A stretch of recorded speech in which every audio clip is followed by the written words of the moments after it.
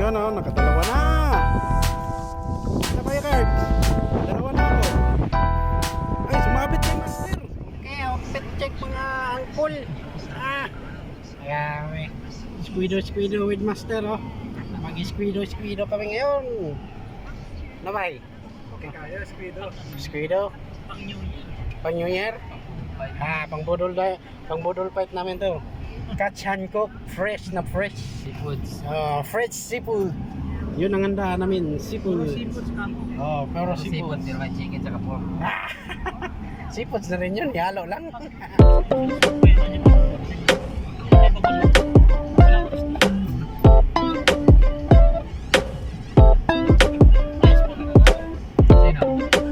Para pag-ibig. Babalo.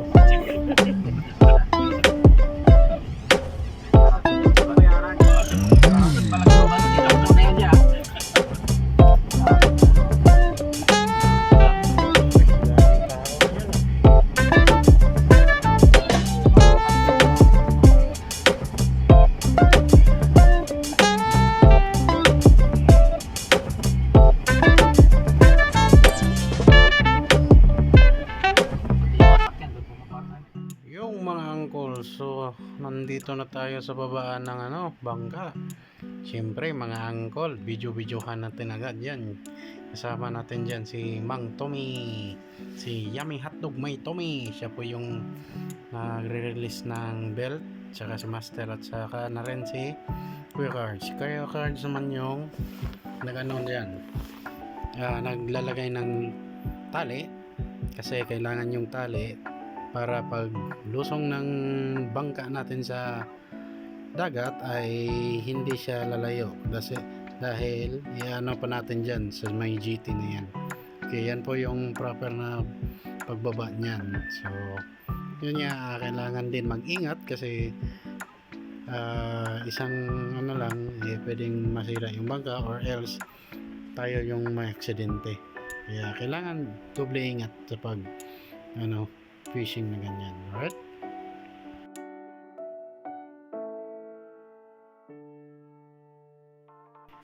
So syempre, while waiting, tingin muna tayo sa view. Alright? So summer ngayon sa Australia, mainit ang panahon, so maraming naliligo. So kung makikita nyo dyan sa paligid natin ay talagang malinaw yung tubig at malinis. Yun din, no? Yun ang nakaganda dito sa Australia. So yun na, tuluyan ang binaba yung bangka. So syempre tayo ay titingin muna sa dadaanan, at syempre mahulog yung cellphone natin dyan, kaya doble ingat pa rin. So yan, kung nakikita nyo, nasa tubig na po yung bangka. Ang mangyayari po niyan ay i-release sa harapan yung belt doon. May ratchet belt po yan, tsaka yung chain para maibaba po natin sa trailer. So yun po ang purpose. So si Kuya Cars yung dyan, nagtatanggal. Okay, so syempre yung isa naman, si Tommy, ay hinahawakan yung bangka para hindi lang malayo. Alright, so ngayon kung nakikita nyo, yan, nakarelease na yung bangka. Yan, tapos hihilahin ni Tommy yan papunta doon sa dulo, para pagsakay namin ay hindi rin maano yung makina sa sa buhangin. Hindi siya touchdown doon sa buhangin, kasi pag sumakay tayo dyan ay syempre yung bigat ng tao. Alright, so yan, doon sa dulo natin hihilahin yan. Pagkatapos nyan ay antayin lang namin si Master Joe Play, para siya kasi yung kapitan namin dyan. Alright, so keep tune lang. Tingnan natin kung ano pang mga makikita natin, at siyempre the best talaga yung experience. Crystal, talagang crystal clear yung tubig sa Australia, no? Ang ganda. Kaway naman dyan. Kaway po si Kuya Cards, no? Yun, no? Para Ayan, naka-prepare na si Master. So, siyempre, siya yung kapitan natin dyan. Siya yung magda-drive. Yun nga, inatras na. Diyos. So, meron pala dyan? Let's do this.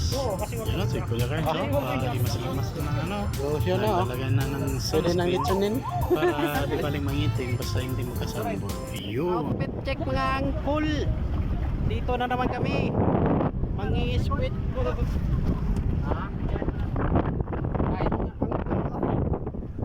Kaway-kaway naman yan mga angkol. Ano ba yung cards? Mainit? Init kayo, tol. Sulitin namin ng summer. Di baling mainit. Basta sulit. Yan tayo ngayon. Papagitna na naman tayo. Ikaw. Oh, sit up na yung lagyanan natin para lagyanan. Tanggalin yung mga ano dyan. Patong mo sa upuan siguro. Sige na ako sa dulo. O, dyan ka uli. O, pwede tayo sa kanila. Hangin. Ganda ngayon. Saan ba nga ano? Papunta doon.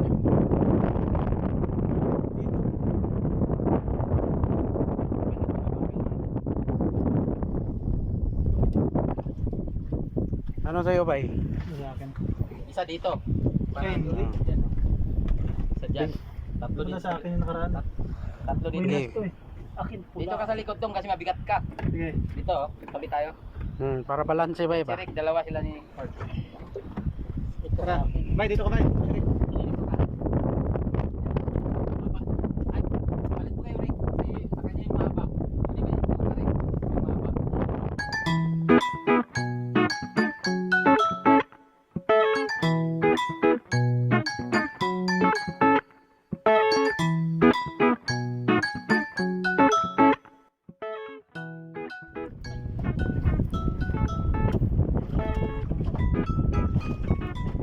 Ano mo agad? Ito, ipakita mo muna. Pero, ano mo, sakalin mo. Yan o. First hit. Tuwang-tuwa. na naman ang huling nakahuli nung nakaraan. Nakapagsalita na. Ako muna kayo. Nakahuli na. Ayan. Yes. Karami agad to. Ayan, si Master nakadali ngayon. Una si Tommy sana eh. Kuya Cards, Tommy sana eh. Wala. Nakawala ah. Yan o. Oy! Ulo! Ang laki! Oh! Okay. 2 hits. Ayan, si Master yung mga 2 hits. Ay, may pang ano na. Wala na, calamari na. Alam na. Pang budol fights na, pang budol fights. Siyempre tayo wala pang huli. Naman, kahuli din to. Walang zero dito. Kulay gamit mo. Green, maganda din. Green ang kulay kong gamit eh. Wala pa. Diba? Parang nagtatanong ka na ng asar ah. At hindi ka ah. Oh, hindi na ako zero. Ayan oh, nakahuli din oh. Wala lang magbibideo kasi ako mag-videographer tayo ngayon. Pero bali na. Nakahuli. Walang zero dito. Dadamihan natin yan. Pumpunuhan natin yung box niyan. Okay, so dito sa parting to mga angkol, hindi tayo masyadong nakahuli. Kasi mahina pa yung ano, depende kasi sa oras. So, ayan, medyo video konti para makita na talagang nagpi-fishing rin ako dyan. Tsaka katibayan na nakahuli rin tayo kahit pa isa-isa. Right, so ito namang kasunod. Yan, ganyan ang technique pag pitik-pitik yan. Makikita mo yan sila, nakapokus na lahat. So may technique ko yon kasi yung pamain namin ay plastic siya tapos maraming hook. So sa pag-i-squid, kailangan mo talagang laro-laroin yung pain mo para magbukuha rin siyang shrimp. Okay? So ganyan lang ang mga technique dyan. Oh, ang ganda ng tubig, oh, ganda din ng panahon, hindi masyadong mahangin, kaya hindi masyadong maalon, yun ang nakaganda dyan. So sa pagpipishing, kailangan lang talaga ng pasensya, Kasi pag mababa pasensya mo, yun lang. Madali ka mabagot.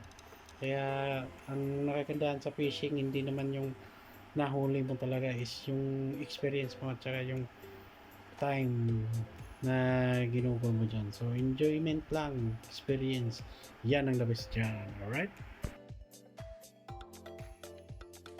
Yun o, nakadalawa na! Ano kaya cards? Nakadalawa na ako. Ay, sumabit kay master. May nasabitan.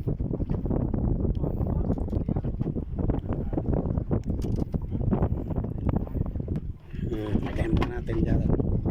Ayan kay master oh. May sumabit oh. Ay. Ulam na yan. Sold na yan. Okay cards. Wala pang sumabit. Meron na yan.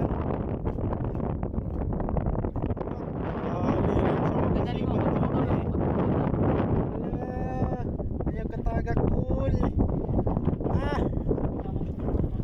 Hoy, nakahuli rin ako. Oh. Oh, nakahuli. Oh, nakahuli na naman oh.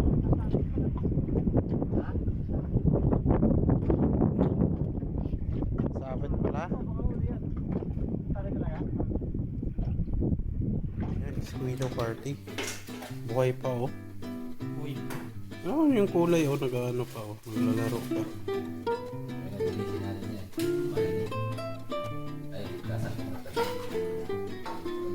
Naka 28. Wala, kulang na ng dalawa yan eh. Squiddo. 15 lure. 15.